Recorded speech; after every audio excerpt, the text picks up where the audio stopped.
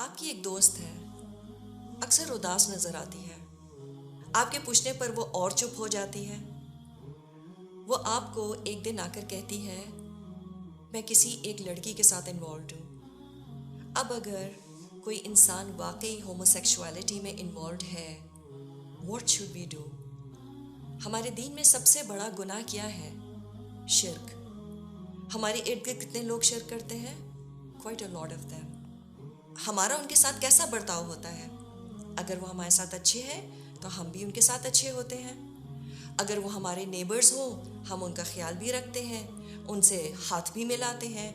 We deal with them in a very civil manner. तो हमें उनका लाइफस्टाइल इंडोर्स करने की ज़रूरत नहीं है, लेकिन हमें उनको देखकर मुस्कुराना भी है और खैर खैरियत भी पूछनी है।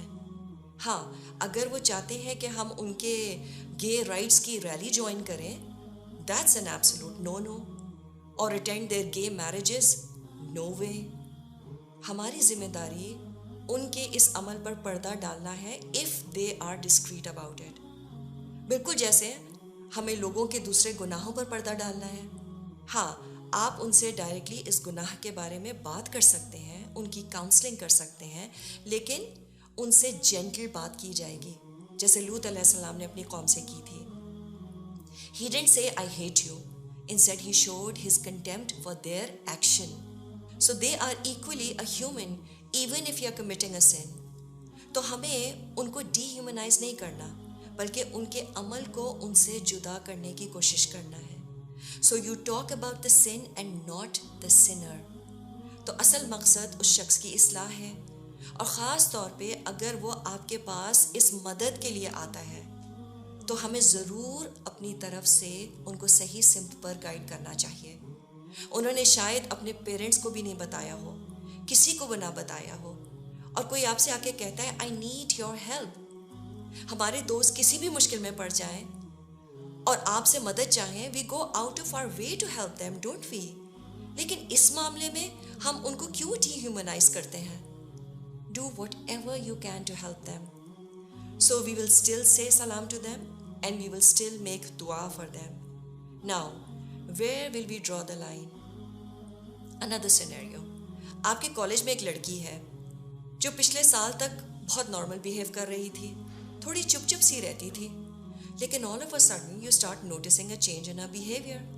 And then you get to hear that she's openly announcing that she is homosexual. And she is saying it very proudly. She's celebrating it. She looks very happy too. So should you be happy for her? देखें, बिल्कुल जैसे मर्द और औरत में attraction तो हो सकती है, लेकिन ये कशिश इस बात को हरगिज इंडोर्स नहीं करती कि वो खुले आम इसका चर्चा करें, और they feel proud of this feeling और ओपनली स्टार्ट अनाउंसिंग इट। बिल्कुल इसी तरह coming out of the closet and celebrating this particular feeling, this is not how one should be handling this challenge.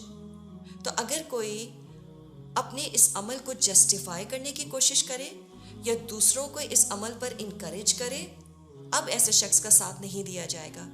बिल्कुल अगर कोई जिना करता है और फिर उसका चर्चा करता है प्राउडली, खुले आम लोगों के सामने इसका जिक्र करता है, so if they openly practice and preach something contrary to our religion, this should not be tolerated, this should not be supported. On the other hand, I open my Facebook and I see that somebody got beaten up because of being a gay. तो मैं human rights के लिए भी stand लेना चाह रही हूँ, and on the other hand I want to be true to my religion. So how do I deal with the human rights of the LGBTQ community? अगर कोई मुझसे पूछे how do I feel about gay movement and their rights, now what compels me to say, well you know what, it's their own business. उनकी मर्जी है, वो जैसे चाहे अपनी ज़िंदगी गुजारे, I don't have any issues. What compels me to say that? I think it has a lot to do with the way things are framed. तो ये जो हैशटैग्स हमें नज़र आते हैं, मिसाल के तौर पे love wins and the rainbow. Now who doesn't love rainbows? तो एक अच्छे मुसलमान होने का तकाजा ये भी तो है कि मैं लोगों की जान, इज़्ज़त और माल की तहफ़्फ़ुज़ के लिए स्टैंड लूँ। हमारा दीन कंपैशन पर बेस्ड है, बिल्कुल। But having said that, किसी एक इंसिडेंट पर उनको सपोर्ट करना जहां उनके साथ ज्यादती का मामला हुआ है, बिल्कुल अलग बात है. But supporting LGBTQ rights politically and saying morally they're wrong is giving mixed messages to our next generation. इससे सोसाइटी में डबल मैसेज जा सकता है कि शायद हम उनकी कम्युनिटी को इंडोर्स करने की कोशिश कर रहे हैं. द मैसेंजर सल्लल्लाहु अलैहि वसल्लम was a very compassionate person, लेकिन उन्होंने अपने असूलों पर कभी कॉम्प्रोमाइज़ नहीं किया. आपने उसके साथ भी हमदर्दी और रहम का मामला रखा जो आपके घर के दरवाजे के सामने रोज़ कचरा फेंकती थी. तो इस मामले में सच्चाई और जस्टिस से काम लेना है. Be principled in what you believe but deal with people with mercy.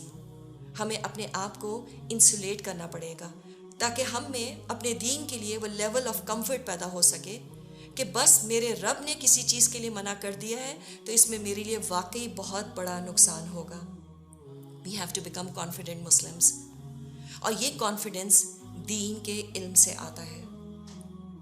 And only then we would be less likely to jump on whatever the popular opinion is. We all have our own lines, and our line is drawn by Allah subhanahu wa ta'ala. He is the one who knows us better than we know ourselves.